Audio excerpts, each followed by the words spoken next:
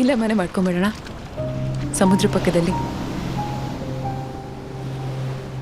ಅಲ್ಲಿಗಳ ಸದ್ದು ಮನು ಕೇಳ್ತಾ ಇದ್ರೆ ಎಷ್ಟು ಖುಷಿ ಆಗುತ್ತಂದ್ರೆ ಸದಾ ಹಾಡ್ಬೇಕು ಅನ್ಸುತ್ತೆ.